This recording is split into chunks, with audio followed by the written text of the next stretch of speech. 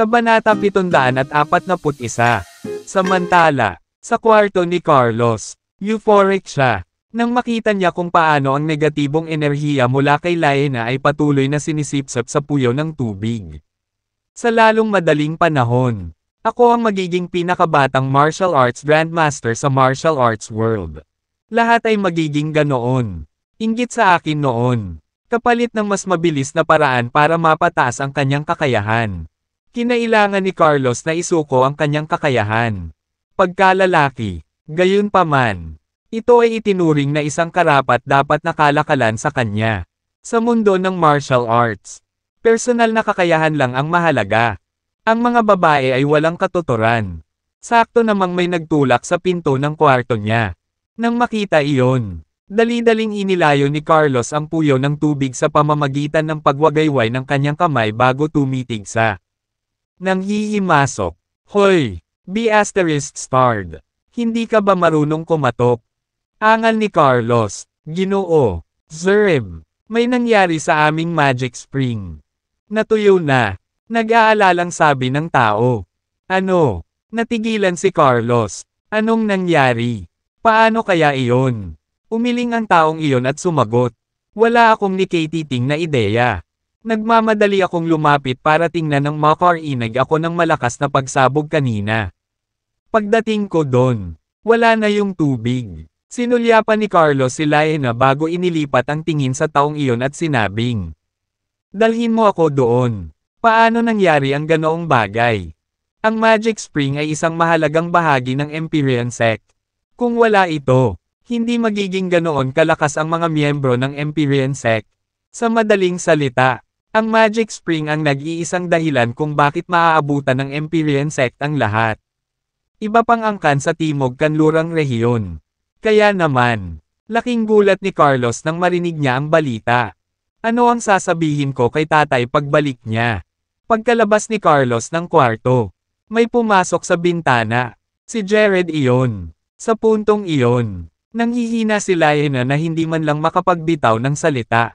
Nang makita niya si Jared na lumalabas sa kanyang mga mata, nagalit siya. Nang makita kung gaano kaina si Laena, agad siyang binigyan ni Jared ng isang shot ng espiritual na enerhiya. Nakabawi agad si Laena. Jared, ***** ka. Binato niya ng suntok si Jared nang makabawi siya ng lakas. Mabilis na umatras si Jared at bumulong. Hoy! Niligtas lang kita. Bakit mo ako sinusuntok? Ganito ba ang ganti mo sa akin? ***** ka. Saan ka nanggaling? Nasaan ka? Di ba sabi mo magiging okay ako? Muntik na akong mamatay. Pinandilatan ni Laena si Jared. Naiinis. Well, hindi ka ba okay ngayon? Alam kong nawala na ang pagkalalaki ni Carlos kaya wala siyang magagawang masama sa'yo. Ngayon, paalisin na natin at maghiganti. Nakangiting tuwang-tuwa si Jared. Hindi naman siya galit dahil naiintindihan niya ang galit ni Laena. Kinagat ni Laena ang kanyang mga ngipin at sinabing, dapat mo siyang patayin. Gusto ko siyang makitang mamatay. Sige, walang problema. Tumango si Jared. Sa likod ng Grand Hall ng Empyrean Sect. Dati ay may agos ng tubig na walang katapusang dumadaloy. Gayunpaman, nagbago ang lahat. Ang bukal ay ganap na natuyo. At para bang walang tubig doon noong una. Malungkot ang ekspresyon ni Carlos sa nakita. Unti-unti niyang ibinaling ang tingin sa pinanggagalingan ng bukal. Wala siyang ibang makita kundi kadiliman sa loob. Pagkatapos ay pinulot niya at ibinato ang isang malaking bato sa pinagmumulan upang tingnan kung may natitira pang tubig sa tubig. Ilalim nito, sa kanyang pagkadismaya, ang tanging narinig niya ay ang mga tunog ng batong bumabangga sa tuyong lupa. Paano ito nangyari? Paano ito nangyari? Dumagundong si Carlos. Sa sandaling iyon, isang senior grandmaster ang lumapit at nagmungkahi. May nakarinig ng pagsabog kanina. Mr. Zerb, posible kayang may bumuga sa bukal na naging sanhi ng pagtagas ng tubig sa ilalim ng lupa. Sino ang gumawa noon? WHO. Pinandilatan ni Carlos ang mga miyembro ng Empyrean Sect at nagalit. Ano ang ginagawa ninyong lahat? Mga walang kwentang tanga. Ano ang mangyayari sa Empyrean sect ngayong wala na ang Magic Spring? Nagsisimula ng magpanik si Carlos. Ako iyon. Sa sandaling iyon, isang mahinaong boses, tumunog. Lumingon ang lahat upang tumingin sa direksyon ng boses at nakita si Jared na nakatayo sa isang bato. Nakatingin. Pabalik sa kanila. Nandoon din si Laena. Nakatayo sa tabi ni Jared. Sa pagkakataong iyon ay nakatitig siya. Carlos na may galit na mga mata. Nakatayo sa likuran ni Jared ang mga taong mula sa Mapleton na mayroon siya. Nailigtas. Natarante si Carlos nang makita niyang may nagligtas kay Laena at sa mga tao. Mapleton. Tumingin siya kay Jared at nagtanong. Sino ka, bata? Bakit mo sinira ang Magic Spring ng Empyrean sect? At saka, bakit mo iniligtas ang mga tao mula sa Mapleton? I'm a nobody. Naiinis lang akong nakatingin sayo. Napangiti ang labi ni Jared. Nang marinig iyon, saglit na natigilan si Carlos. Nakita ko na siya dati. Sabi ng Poison King. Baliw ang lalaking ito. Mukha siyang miserable nang hilahin siya. How dare a crazy speak to me in such a disrespectful tone? ***starred ka. How dare you talk to Mr. Napakabastos ni Zereb. Empyrean sect ito. Ipakita kay Mr. Zereb respeto. Dapat may death wish ka diba? Deserve mong mamatay sa paraan ng pakikipag-usap mo kay Mr. Zereb. Isa-isang inilabas ng mga miyembro ng Empyrean sect ang kanilang mga sandata. Ipinagtanggol si Carlos at nambobola. Sabay niya, hindi mapigilan ni Jared na mapangiti ng mapatingin sa mga bootlicker na iyon. Ginoo, Zereb, sabi mo, alam niyo bang hindi na siya lalaki? Siya ay walang iba kundi isang eunuch ngayon. Kung hindi ka naniniwala sa akin, hilingin mo lang na habarin niya ang kanyang pantalon at tingnan mo ang iyong sarili.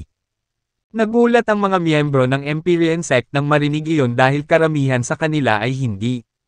Alam na nagsasanay ng black magic si Carlos. Nakaramdam ng lubos na kahihiyan nang ang lahat sa Empyrean sect ay tumitig sa kanya. Sumigaw si Carlos, "Ikaw, imbecile. Parang gusto mo na talagang mamatay ha? Ikaw ang mamamatay." Pagkasabi nun, tumalon si Jared at sumugod kay Carlos para suntukin siya. Natulala si Carlos nang maramdaman niya ang malakas na bugzo ng hangin na ginawa ni Jared. Paano magkakaroon ng ganoong kataas na antas ng martial energy ang isang baliw? Siya frantically dodged at umatras sa isang medyo pathetic looking paraan. Sino ka ba, anak? Ano ang iyong relasyon sa mga tao mula sa Mapleton? Tanong ni Carlos. Kailan lumitaw ang isang bata at makapangyarihang manlalaban sa Mapleton? Wala akong kinalaman sa Mapleton. Naiinis ka sa akin dahil hindi ka lalaki o babae. Gusto lang kitang turuan ng leksyon. Inis na inis ni Jared. Imbes na atakihin kaagad si Jared ay pinaikit na lang ni Carlos ang kanyang mga mata. Masyado pa siyang bata at makapangyarihan para maging isang ordinaryong tao. Siya ay dapat na isang taong maimpluwensyang mula sa ibang mga angkan. Dahil lumalaki pa rin ang Empyrean sect, hindi ito ang oras para makipagkaaway. Nandito ka ba para kay Laena? Sinulyapan niya si Laena at nagpatuloy. Sinasabi ko sa iyo, ang babaeng ito ay ipinanganak na may kakayahang mangmangha. At saka, alam niya ang seduction technique. I'd advise you to not fall for her tricks. Cut the crap. Kusa akong niloloko sa kanya. Hindi mo ba ako sasalakayin? Tatayo ka na lang ba pagkatapos kong sabihin sa iyo na winasak ko ang Magic Spring ng Empyrean sect? Napakaduwag mo. Kung hindi mo ako sasalakayin, lumuhad ka sa harapan ko. Baka hayaan na lang kitang mabuhay. Naubos na ang pasensya ni Jared. Malungkot ang ekspresyon ni Carlos. At sinabi niya, sinisikap mong patayin ang iyong sarili. Bata. With that, sumugod siya kay Jared at tinutukan ng suntok ang dibdib ng huli. Sa sandaling iyon, may mahinang pulang ilaw na kumikislap sa paligid ng kanyang kamao. Halatang gumagamit siya ng black magic. Ngumisi si Jared at nanatiling tahimik. Walang paraan na sasaktan ako ng senior grandmaster gaya ni Carlos. Saktong dama po ang suntok ni Carlos sa dibdib ni Jared. Sa sumunod na segundo, Natarante siya nang makitang walang nangyari kay Jared.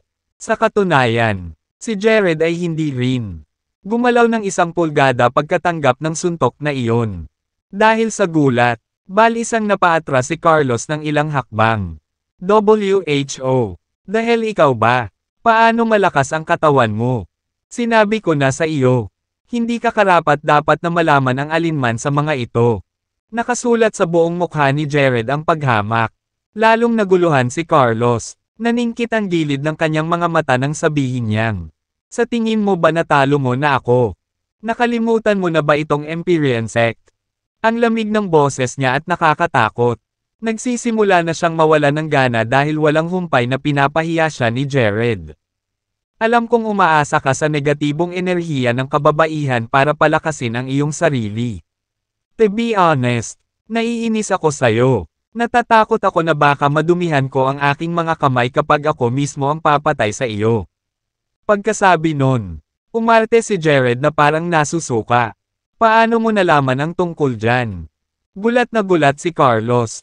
Alam niya na ang mundo ng martial arts ay mahigpit na hindi sasang-ayon sa kanyang paraan ng paglilinang. Kung lumabas ang impormasyong ito, paano ako mananatili sa mundo ng martial arts? Paano makikita ang Empyrean sect sa martial arts world? Naningkit ang mga mata ni Jared. Hindi lang yan ang alam ko. Alam ko rin na ginamit mo ang tubig sa bukal para akitin ang mga babae dito para maligo. Pagkatapos, sasamantalahin mo ang pagkakataong makuha ang lahat ng kanilang negatibong enerhiya upang linangin ng mag-isa. Nang marinig iyon, nagsimulang maglabas ng mamamatay tao na aura si Carlos. Mga miyembro ng Empyrean sect, bantayan ang lahat ng labasan. Walang sino man sa mga taong ito ang pinapayagang umalis. Utos niya, handa siyang pumatay. Kung hindi ko papatayin silang lahat, malalantad ang sikreto ko. I save ang iyong enerhiya. Walang paraan na mapipigilan nila akong umalis. Iminumungkahi ko na ipakita mo na ang iyong trump card. Gusto kong makita kung anong klaseng black magic ang ipinagpalit mo sa iyong pagkalalaki. Ngumiti si Jared. Sige, ipapakita ko sa'yo. With that, biglang nagbago ang aura ni Carlos. Biglang sumeryoso ang mukha niya. At nagsimulang lumaki ang katawan niya. Habang lumalawak ang kanyang katawan, patuloy na tumataas ang martial energy ni Carlos.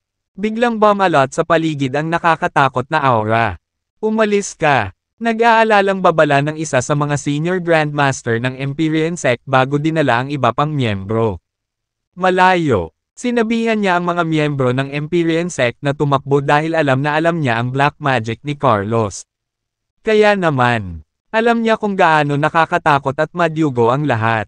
Ang nakakatakot na aura ay napaka-tense na ang mga tao mula sa Mapleton ay humihingal. Maging ang 5 pinuno ng Mapleton na mga senior grandmaster, ay nakaramdam ng pressure sa aura ni Carlos. Masyado kang maraming nalalaman, anak, at para dyan, dapat kang mamatay. Pagkasabi noon ay sinugod ni Carlos si Jared gamit ang kanyang humongous body. Kasabay nito, ang mga alon ng negatibong enerhiya ay makikita sa hangin mula sa katawan ni Carlos. Sa sandaling umabot ang enerhiya sa hangin. Nabuo ito sa mga nilalang na may mga kuko at pangil. Tumakbo din sila papunta kay Jared. Nang makita iyon, agad na namutla ang mukha ni Lyanna. Para naman sa iba pang mga taga Mapleton. Ipinikit nila ang kanilang mga mata dahil natakot sila. Walang kwenta, kahit na lagi silang nakakaharap ng mga makamandag na nilalang. Wala pa silang nakitang nakakatakot sa kanilang buhay. Sinugod ng mga nilalang na iyon si Jared at nakapasok sa katawan nito. Kasabay nito ay dumating na si Carlos sa harapan ni Jared. Itinaas niya ang kanyang kamay. Naghahanda ng isang sampal sa mukha ni Jared. Nasa ilalim ka na ngayon ng spell ko. Kamatayan lang ang naghihintay sa iyo. Malaki ang tiwala ni Carlos na tapos na si Jared. Dahil dito, hindi na siya nag-abalang sampilan si Jared ng buong lakas. Deadmeat ka pa rin. Walang paraan na makakaligtas ka sa aking spell. Ngumisi at nanunuya si Jared. Anong spell? Tapos tinaas niya yung paa niya at sinipa si Carlos. Wala nang oras si Carlos para mag-react. Bago siya, alam nito, Ang kanyang malaking katawan ay pinalipad ng ilang dosenang metro ang layo bago bumagsak sa lupa. Bumangon siya at agad dinura ang isang subo ng dugo, na may malungkot na hitsura sa kanyang mukha. Sinabi niya, ito, parang kahit sa ilalim ng spell ko, magagamit mo pa rin ang internal energy mo. Minamaliit kita noon. Gayunpaman, mararamdaman mo ang kamatayan na gumagapang sa iyo sa lalong madaling panahon. Nanlilisik sa kanya ng malamig. Naghintay si Carlos, pigil hininga para mamatay si Jared. Wala pang nakatakas sa spell ko dati. Mabubulok at madudurog ang kanyang katawan anumang oras ngayon. Sa kanyang pagkabigo, maayos pa rin si Jared pagkatapos ng ilang minuto. Noon, nagsimulang magpanik si Carlos. Hindi na kailangang maghintay pa. Digest ko na yang spell mo. Ano pa ang mayroon ka sa ilalim ng iyong mangas? Kung naubusan ka na ng pakulo, oras na para wakasan ko ang buhay mo. Walang pakialam na sabi ni Jared. Imposible yan. Nanlaki ang mata ni Carlos sa sobrang gulat. Paano pa siya okay sa dami ng negative energy na nagamit ko? Anong imposible? Ipapaalam ko sa iyo na wala sa mga makamandag na nilalang sa Mapleton ang nagdulot ng banta kay Jared. Kaya bakit sa tingin mo ang iyong mahinang spell ay maaaring makapinsala sa kanya? Pang-asar ni Lyanna habang tumatawa ng tuwang-tuwa. Si Jared ay hindi malalampasan. Kahit na ang mga makamandag na wasps ay hindi makapinsala sa kanya. Kaya paano magagawa ng negatibong enerhiya ni Carlos ang anumang bagay? Jared. Kumunat ang noo ni Carlos. Bakit parang pamilyar ang pangalan na iyon? Sa sandaling iyon, isang senior grandmaster mula sa Empyrean sect ang lumapit kay Carlos at may ibinulong. Sa tabi ng tenga niya, biglang nagbago ang ekspresyon ni Carlos. Nakanganga siya kay Jared. Kay ikaw si Jared. Ikaw ang pumatay kay Xander. Ang martial arts grandmaster. Natatarantang tanong niya. Tama. Ako yan. Tumango si Jared. Nang marinig iyon, umasim ang ekspresyon ni Carlos at kinalas niya ang kanyang mga kamao. Kahit may black magic ako, 7th level senior grandmaster pa rin ako. Maaabot ko lang ang martial arts grandmaster kapag na-absorb ko na ang negatibong enerhiya ni Lyanna. Si Jared naman ay nakapatay na ng level 1 martial arts grandmaster sa kabila ng katotohanan na siya ay halos kasing edad ko. Paano ko siya lalabanan? Noon pa man ay pangarap ko na ang maging pinakabatang martial arts grandmaster sa martial arts mundo. Kaya paano ko tatanggapin ang katotohanang nauuna na sa akin si Jared? Isinuko ko na ang aking pagkalalaki kapalit ng mga kakayahan na mayroon ako ngayon. Pero, wala pa rin akong laban sa kanya. Napuno ng masalimuot na pag-iisip ang isip ni Carlos habang namumuo sa loob niya ang pagkaawa sa sarili. Hindi ako kalaban mo. Hindi pipigilan ng Empyrean sect na umalis ka at ang iba pa. Alam ni Carlos na kahit gusto nila, hindi nila mapigilan si Jared na umalis. Kung nandito si Ama, baka kaya pa niyang makipaglaban kay Jared. Ngunit, hindi lamang siya wala dito. Lahat ng matatanda ng Empyrean sect ay nagbukod ng kanilang sarili para sa maraming taon din. I doubt na babalik sila dahil lang kay Jared. May sinabi ba ako tungkol sa pag-alis? Sinaman ni Jared ng malamig na titig si Carlos. Ang negatibong enerhiya sa loob mo ay isang pambihirang mapagkukunan na darating. Ha? Teka, nagsasaka ka ba gamit ang napatigil si Carlos sa pagsasalita ng mapansing muntik na siyang magbigay? Palayo sa sarili. He then added, naglilinang ka rin ng ibang anyo ng mag-i-craft. Kalokohan. Bakit ako magtatanim ng ganoong uri ng basura? Tamang tao ako. Naiintindihan mo ba? Kaya lang, ang negatibong enerhiya ay magagamit para sa akin upang sanayin ang aking mga diskarte. Malamig na singgal ni Jared. Bilang tugon, inirapan lang siya ni Carlos. Hindi ko maibigay sa kanya ang negative energy ko dahil yun na lang ang natitira sa akin. Ano kaya ako kung ibibigay ko ang lahat ng negatibong enerhiya na pinaghirapan kong makuha? Iniisip na siya ay magiging isang walang kwentang tao. Sakaling mawala ang kanyang negatibong enerhiya. Utos ni Carlos, mga miyembro ng Empyrean sect. Pigilan mo siya kahit na ano. Ano? Pagkatapos ay bigla siyang tumayo bago tumakbo patungo sa kakahuyan. Kailangan kong lumayo. Siya ngayon. Pagbalik ni Ama, sabay tayong maghihiganti. Sa kasamaang palad. Nakita ito ni Jared. Darating. Sa sandaling nagsimulang tumakbo si Carlos. Tumalon si Jared patungo sa kanya. Pagdating sa harap mismo ni Carlos, mabilis siyang sinipa ni Jared sa lupa. Ang mga ulap ng alikabok ay tumaas. At isang malakas na kalabog ang sumunod ng ang katawan ni Carlos ay bumagsak ng husto sa lupa.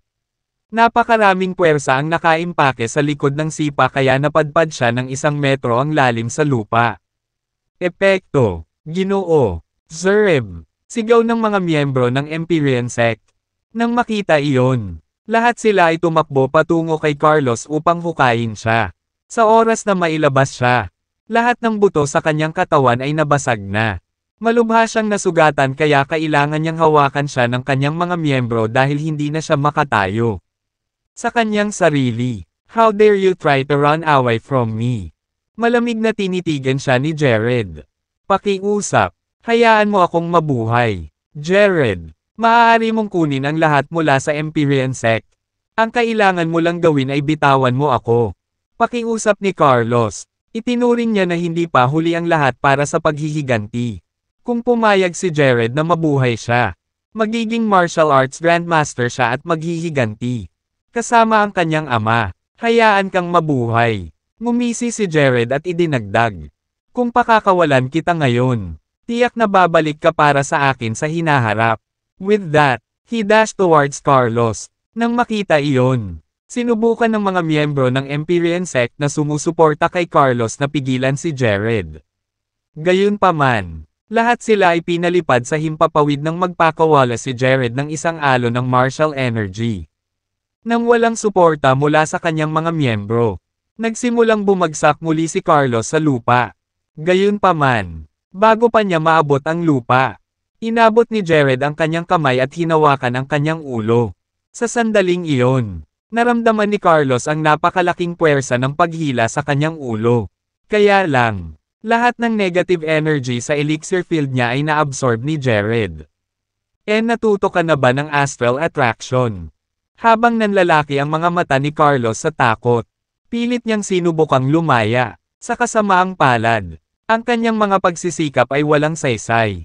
Natigilan ang lahat sa eksena nang makita nilang sinisipsip ni Jared ang negative energy ni Carlos. Hindi nagtagal. Inalis ni Jared ang bawat onsa ng negatibong enerhiya sa Carlos. Nang tuluyan niyang bitiwan ang ulo ni Carlos, bumagsak muli ang huli sa lupa. Kung walang negatibong enerhiya, si Carlos ay walang iba kundi isang karaniwang tao. Dahil ang lahat ng mga buto sa kanyang katawan ay nabasag. Halos imposible para sa kanya na linangin. Muli, ngayong kinuha mo na ang negative energy ko. Aalis ka na. Bulong ni Carlos habang nakahandusay sa lupa. Kahit na naubusan na siya ng negatibong enerhiya at nabali na ang lahat ng buto niya. Determinado pa rin siyang gawin iyon. Maghiganti. Umalis. Malamig na tawa ni Jared. Sinabi ko bang aalis ako? Kung hindi kita papatayin, paano makakamit ng daan-daang batang babae ang kanilang hustisya? Alam mo ba ang sakit na pinagdaanan nila dahil kinuha mo ang kanilang negatibong enerhiya? Habang sinasabi niya yun bigla niyang inabot yung kanang kamay niya. Unti-unting lumitaw ang isang kumikinang na espada sa pagkakahawak ni Jared. Ang kulay ng espada ay dahan-daang nagbago mula sa unang maliwanag na puti hanggang sa pula.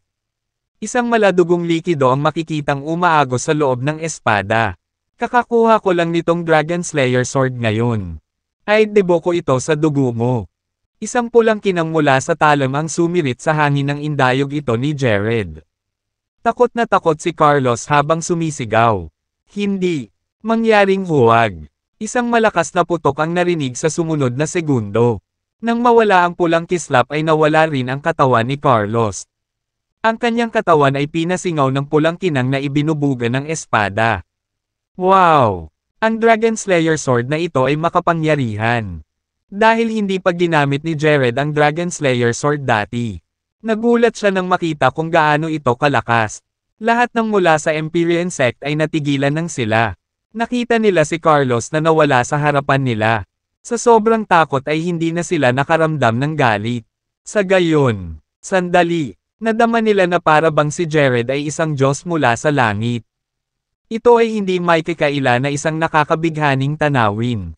Napanganga din si Laena sa hindi makapaniwala nang makita niyang pati ang mga buto ay nawala sa hangin. Paanong napakalakas ng espadang iyon? Matapos panatilihin ang kanyang espada, tumingin si Jared kay Laena at sinabing, "Sige, patay na si Carlos. Oras na para pumunta tayo." Tumango si Laena at sinundan si Jared palabas ng Empyrean Sect. Ang mga tao mula sa Mapleton ay sumusunod din sa likuran.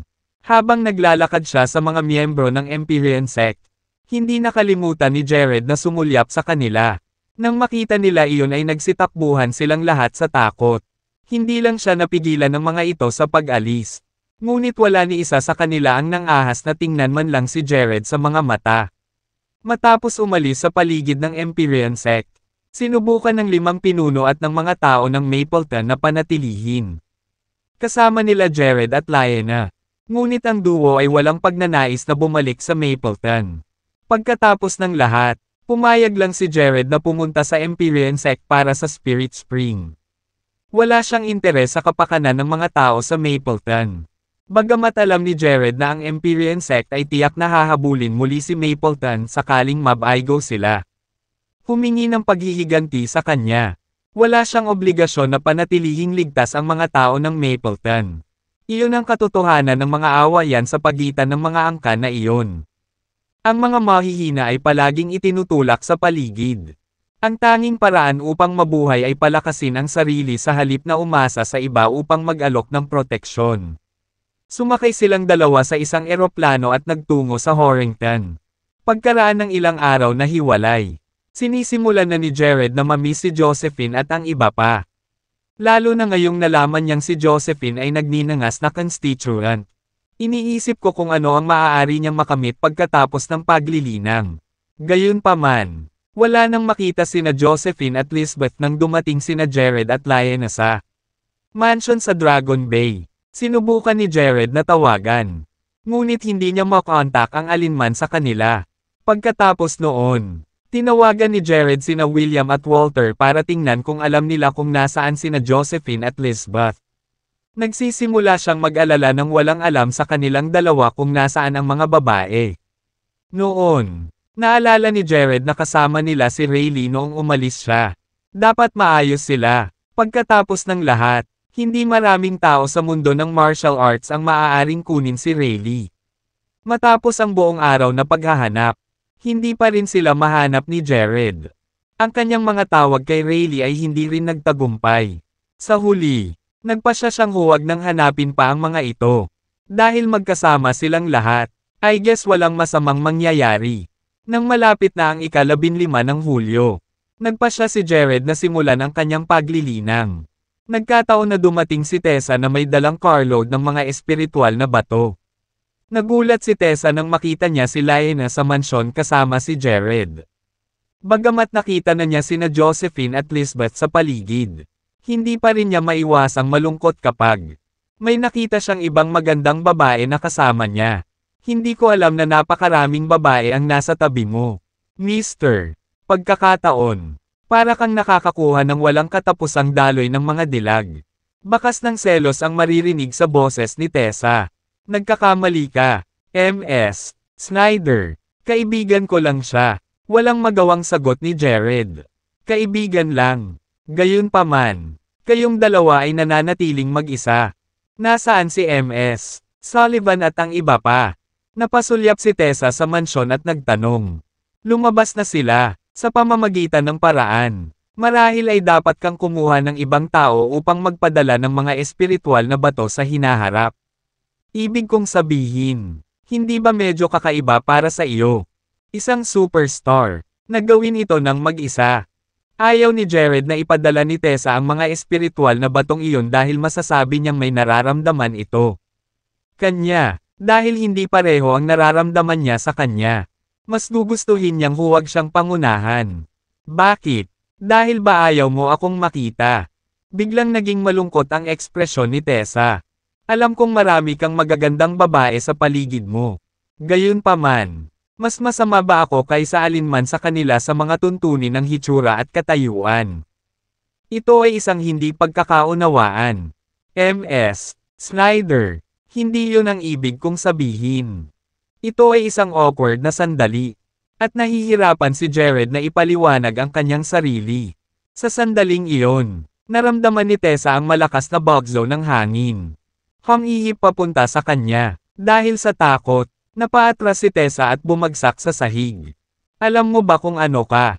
Kulang kumpara sa mga babaeng nasa tabi ni Jared ngayon. Binitukan ni Lyanna si Tessa ng nakakalokong ngiti. Paano ka magiging nang ginagamit kay Jared kapag ikaw ay walang iba kundi isang magandang mukha? Samantalang kami, hindi lang kami maganda, alam din namin. Sining sa pagtatanggol. Ang hanging naramdaman ni Tessa kanina ay bunga ng suntok ni Lyanna sa kanya mula sa malayo. Nasusuka si Lyanna na pinagmamasdan ang babaeng nakakapit kay Jared. Sa totoo lang, si Lyanna ay nahulog ng ulo kay Jared matapos siyang makasama ng ilang araw sa Mapleton. Kaya naman, nagselos siya nang makita kung paano kumilos si Tessa sa harap niya. Ayos ka lang ba, MS. Snyder? Nagmamadaling tanong ni Jared bago siya tinulungang makatayo. Galit na galit si Tessa. Kinagat niya ang kanyang mga ngipin at pinandilatan si Lyanna. Marunong din akong matuto ng martial arts. Sooner or later, mas magaling ako sa inyong lahat. Pagdating ng panahon, ipapakita ko sa'yo na hindi lang ako magandang mukha. With that, luhaang umalis si Tessa sa mansyon. Bilang isang superstar, hindi pa siya nakaranas ng ganoong kahihiyan. Pagkaalis ni Tessa, binitukan ni Jared si Lyanna nang walang magawang tingin. Hindi mo ba naisip na nalampasan mo na ang linya? Anong meron? Masama ka ba sa kanya? Paano kung ang taong nahulog ay ako? Magiging heartbroken ka rin ba?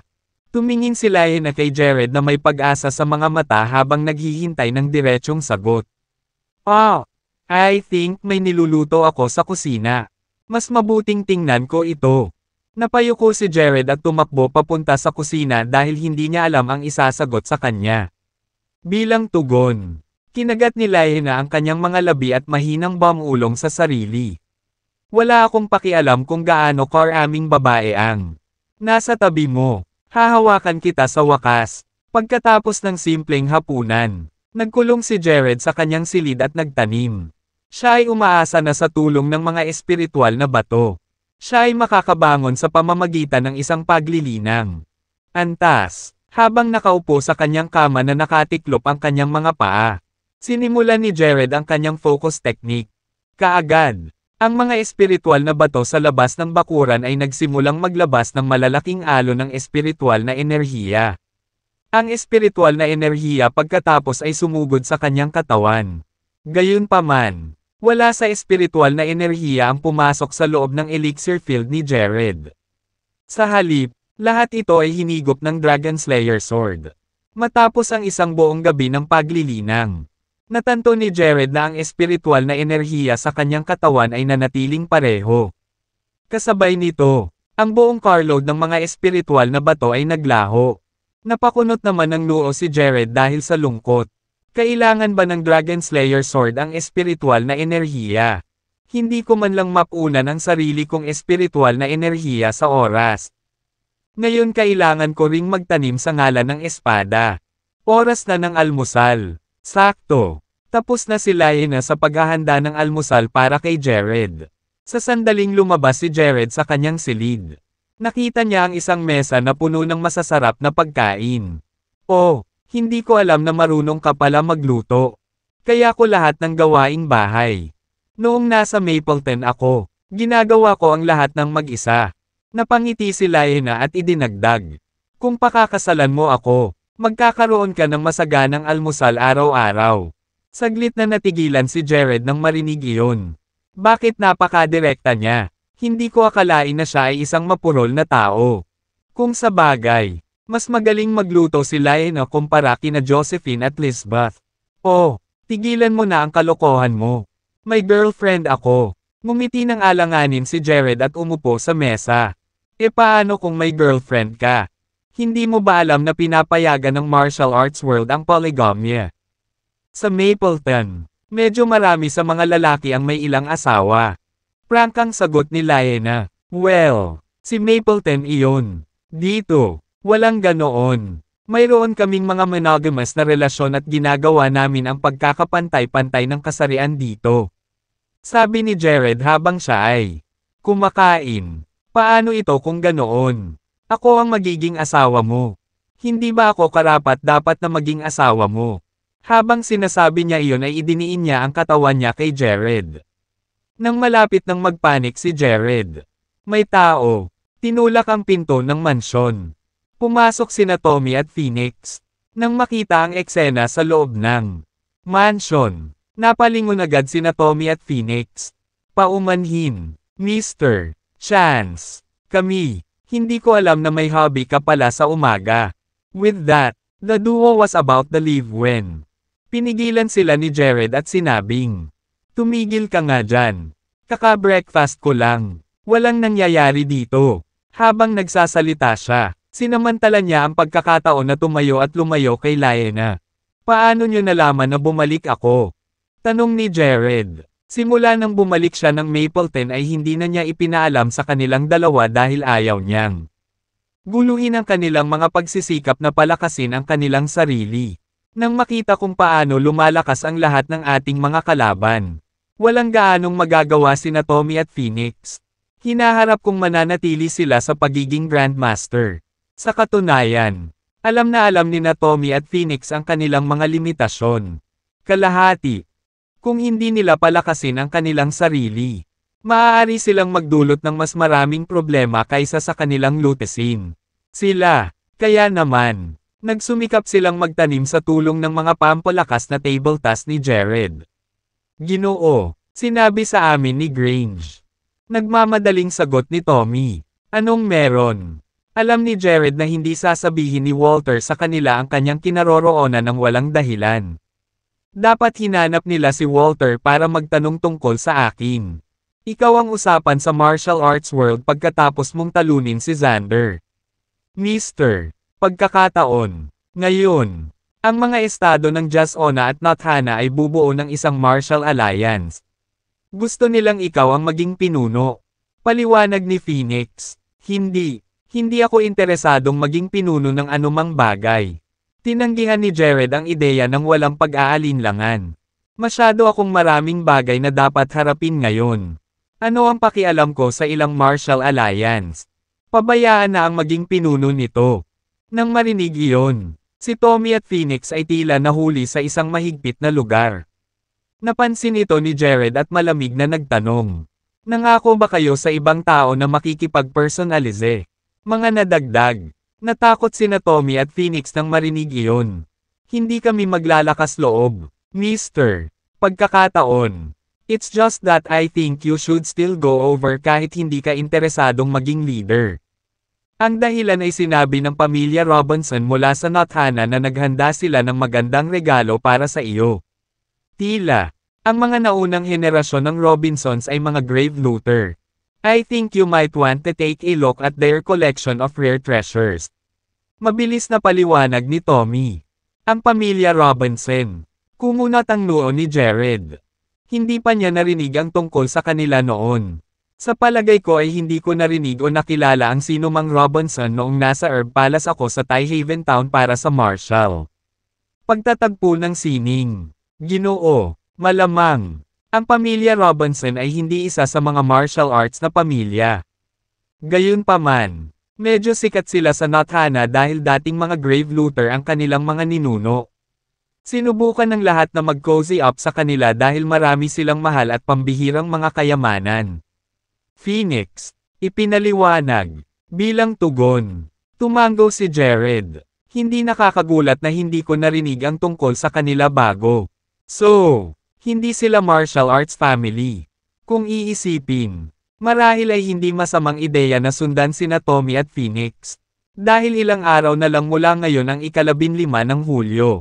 At wala na ako sa espiritual na bato. Baka may mahanap ako. Kapaki-pakinabang doon. Sige, kung ganoon. Pupunta tayo pagkatapos kong magpalit. With that, pumasok si Jared sa kwarto niya. Nagtataka namang lumapit si Lyanna kina Tommy at Phoenix. Sino si Jared sa inyong dalawa? Bakit kayo takot na takot sa kanya? Na-curious siya dahil masasabi niyang hindi commoner sina Tommy at Phoenix. Sa katunayan, mukhang may kakayahan sila. Bakit nila iginagalang si Jared? Nagkatinginan sina Tommy at Phoenix at medyo nataranta. Hindi mo ba kami naaalala MS? Melanie, since kamukhang kamukha ni Lyanna si Melanie. Tommy, at inakala ni Phoenix na siya si Melanie. Sa katunayan, nandoon sina Tommy at Phoenix noong pinadala ni Melanie si Jared. Ang tansong baluti sa dibdib. At saka, nandoon si Melanie nang makalaban ni Jared si Xander sa arena. Since, sina Tommy at Phoenix ang mga taong nagbabantay sa arena. Ligtas na isipin na nakita ni Melanie. Silang dalawa. Sa sandaling iyon, lumabas si Jared sa kanyang silid at sinabing, hindi siya si Melanie. Siya ang kambal na kapatid ni Melanie. Si Lyanna. Paglingon niya kay Lyanna, nagpatuloy siya. Lyanna, itong dalawang ito ay mga kampan ko. Kaya natural lang na sumunod sila sa utos ko. Oh, may mga subordinate ka. Gulat na napatingin si Lyanna kay Jared. Bilang tugon, ngumiti lang si Jared. Bilang pinuno ng Dragon Sect, mayroon siyang 13 regiment ng mga subordinate na nasa kanya. Bagamat mayroon siyang libo-libong subordinate, karamihan sa kanila ay mga karaniwang tao. Sa mga tuntunin ng mga kakayahan, hindi sila tugma para sa Mapleton. Pagkalabas nila ng mansyon, sumilay sa mga mata ni Tommy ang inggit. Pagkatapos ay bamulong siya sa tainga ni Jared. Not bad, my lord. Mayroon kang isang pares ng iyong sarili ng kambal. Sinaman siya ng tingin ni Jared at sinabing, kunin mo na lang ang kotse. Tumawa si Tommy at ginawa ang sinabi. Nang makita iyon ni Phoenix, tumakbo siya papunta sa kotse at umupo sa passenger seat. Sa paggawa nito, kailangang maupo si Jared kasama si Lyanna sa likuran. Dahil ang upuan na gusto ni Jared ay kinuha na ni Phoenix. Wala siyang choice kundi ang maupo kay Lyanna. Hindi napigilan ni Tommy at Phoenix ang tumawa nang magkatinginan sila pagkatapos suriin ang rearview mirror. Si Jared naman, naiinis siya dahil hindi tumitigil si Lyanna sa pang-aakit sa kanya kapag magkasama sila. Hindi lamang ipinanganak si Lyanna na may kakayahang mangkulam. Ngunit napakasarap ng kanyang amoy. Napakabuti na halos mawala ng kontrol si Jared sa sarili. Paano kung hindi ko mapigilan ang sarili ko? Hindi ko magagawa ito kay Josephine. Tutal sinabi ko na kay Josephine na I'd save my virginity for her. Bakit ba pilit mong pinipigilan ang sarili mo? Pakawalan mo. Pwede. Hindi kita masisisi kung may mangyari. Mapang-akit na udyok ni Lyanna. Sa sandaling iyon, nanatiling nakapikit si Jared at tumalikod. Gayunpaman, ang amoy ni Lyanna ay napakahirap labanan. Ihinto mo ang sasakyan. Siya ay nagkaroon ng sapat. Kung hindi ako magpapalit ng upuan sa Phoenix, duda ako na mapipigil ko ang sarili ko. Sobrang galing ni Lyanna sa seduction. Sa huli, nagawa ni Jared na lumipat ng upuan kasama si Phoenix na may utos. Pagsapit ng gabi, dumating si Tommy at ang iba pa sa Light Spring. Not Hannah, kahit na ang lugar ay hindi kasing unlad ng Jazza. Mayroon itong hindi kapani-pani walang tanawin. Ang buong lungsod ay napapaligiran ng mga bundok at ilog, na ginagawa itong isang magandang lugar para sa mga bakasyon. Nang makarating si Jared at ang iba pa sa venue ay masigasig silang sinalubong. Ang mga tao ng Light Spring ay nagsagawa pa ng isang engranding party para salubungin siya. Sobrang engrandi kaya hindi napigilan ni Jared na mapahiya. Wow! Sikat ka ha! Natigilan si Lyanna nang makita kung gaano sila ka-welcome kay Jared. Hi, Mr. Pagkakataon. Kanina pa. Hi, Mr. Pagkakataon. Paano ka naging malakas sa loob ng maikling panahon? Ikaw ay isang henyo. Ginoo. Malamang. Ikaw ang pinakamalakas na bata sa Jazza at Not Hannah. Isa kang huwaran para sa nakababatang henerasyon. Pagkababa ni Jared sa sasakyan, lumapit sa kanya ang mga tao at binati siya. Si Liana naman, na nakatayo sa tabi ni Jared. Medyo nakatawag din siya ng atensyon. Ang mga kabataan sa karamihan ng tao ay hindi maiwasang iwasan siya ng ilang karagdagang sulyap. Masyado lang siyang maganda. Gayunpaman, hindi sila naglakas loob na tumitig ng labis. Pagkatapos ng lahat, dumating siya kasama si Jared. Walang nakakaalam kung ano ang kanyang relasyon sa kanya. Natulala ang ilan sa mga kabataan. Ang ganda ni Liana at hindi mapigil ang titigan siya. Pinagsabihan sila ng mga nakakatanda sa kanilang pamilya dahil sa ginawa nila. Ang ilan ay nabugbog pa dahil doon. Ang sarap ng titigan sa babaeng kasama ni Jared. Nililigawan si kamatayan. Nakakita rin si Jared ng ilang pamilyar na mukha sa mga tao. Tulad nina Lucas at kanyang anak, Jesse, mula sa pamilyang Wagner mula sa Summerbank ng Jackson.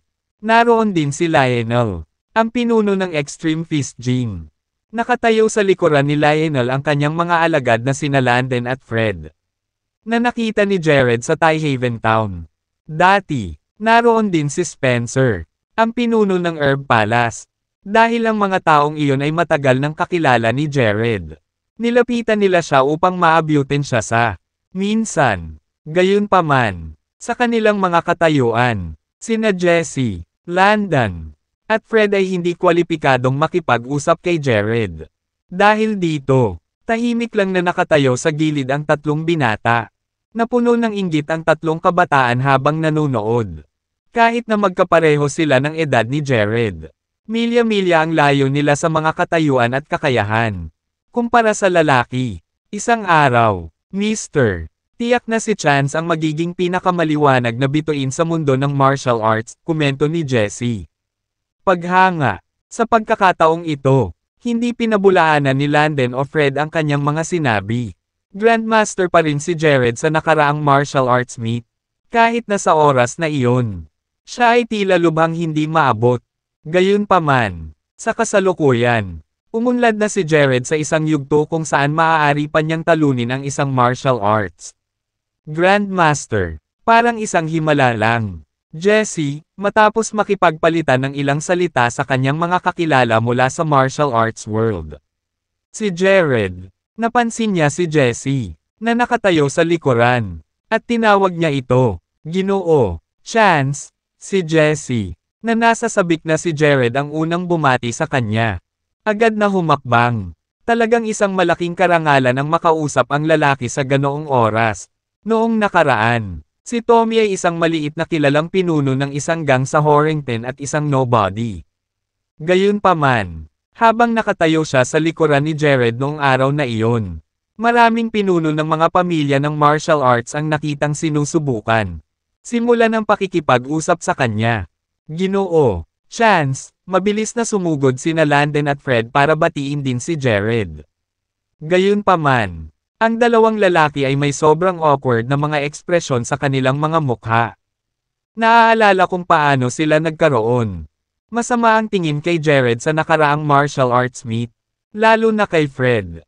Inatake pa niya si Jared noong mga panahong iyon. Nang maalala ang tagpong iyon, naramdaman ni Fred ang pag-init ng kanyang pisngi sa kahihiyan. Tumanggaw si Jared sa dalawang lalaki at bahagyang ngumiti. Pagkatapos noon, lumingon siya kay Jesse at tinapik ang balikat ng lalaki bago sinabing, "Dude, parang, mas lalo pang gumanda ang iyong mga kakayahan," tumawa si Jesse at sumagot. "Lahat ito ay dahil sa mga pointer mo. Binigyan ako ni Mr. Pagkakataon. Gayunpaman, kumpara sa iyong mga kasanayan, ang aking pagbuti ay wala sa lahat, magtrabaho ng husto. Walang mga shortcut pagdating sa pagsasanay ng martial arts. Madali para sa atin na tumahak sa maling landas kung tayo ay masyadong naiinip dahil si Jared ay hindi isang martial artist." Ang pag-unlad ng kanyang paglilinang ay ganap na nakasalalay sa mga pamamaraan at mga mapagkukunang magagamit sa kanya. Kung mayroon siyang sapat na espiritual na enerhiya, ang kanyang pag-unlad ay magiging mas mabilis. Gayunpaman, hindi ito pareho para sa mga martial artist, na kailangang umasa ng buo sa pagsusumikap sa mga shortcut na magagamit sa kanila. Kahit na ang paggamit ng mga table tasks ay maaaring makatulong sa kanilang paglilinang. Ang pagiging masigasig sa kanilang pagsasanay ay ang sukdulan. Kahalagahan. Kung sinubukan nilang gumawa ng anumang mga shortcut, malamang na mauwi sila tulad ni Carlos, na napunta sa kanyang sarili sa isang kahabag-habag na estado pagkatapos magsanay ng pangkukulam at itim na mahika. Ginoo, pagkakataon. Talagang pinahahalagahan ko ang iyong paggabay. Sincere na sabi ni Jessie. Ituloy na natin ang usapan sa loob.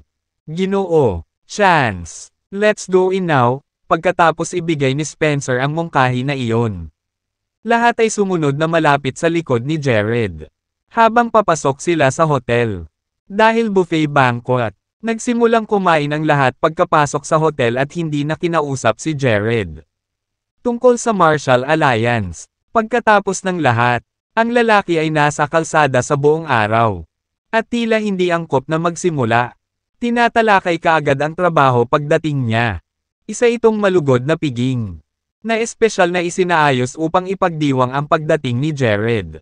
Dahil matagal nang mananatili ang lalaki, maaari nilang pag-usapan ang tungkol sa Marshall Alliance pagkatapos noon. Ang mga panauhin na naruroon sa piging ay pawang miyembro ng martial arts world. At karaniwan, ang mga tao ay walang karapatang dumalo.